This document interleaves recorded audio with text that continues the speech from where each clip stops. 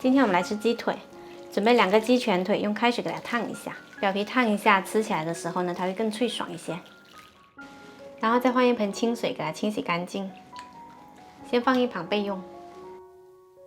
起锅烧油，把我们准备好的姜、葱、蒜倒进来爆香。爆香了之后，我们加入桂皮、陈皮，还有八角跟香叶，稍稍翻炒一下。然后再来加入开水，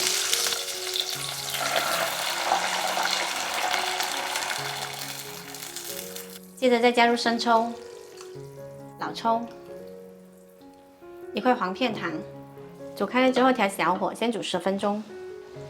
料头煮出味了，我们把鸡腿放进来，保持中小火煮25分钟，中间多翻几次面。煮的过程要不断的把这个汤汁淋到鸡腿身上来，这样它的颜色就会很均匀。煮了15分钟的时候呢，我们可以加一些白酒或者玫瑰露酒去腥增香。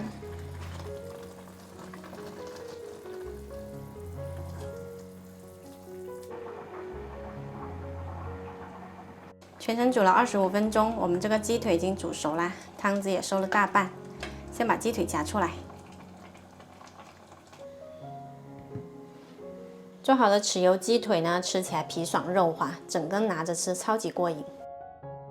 也可以砍成块做成碟头饭，把汁收浓稠些，再淋上来。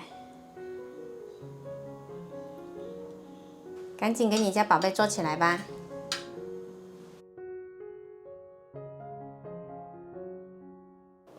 你们李老师帮你在哪里找到的水壶啊？不知道。他没说是吧？放屁他说了。那你把水壶，我听老师说你把它放在玩具区那里了。哪里能累呢？那你轮滑课上完了之后，水壶放哪里都不知道。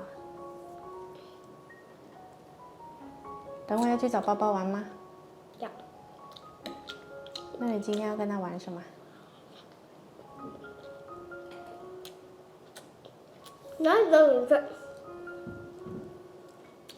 叫他来家里玩玩具。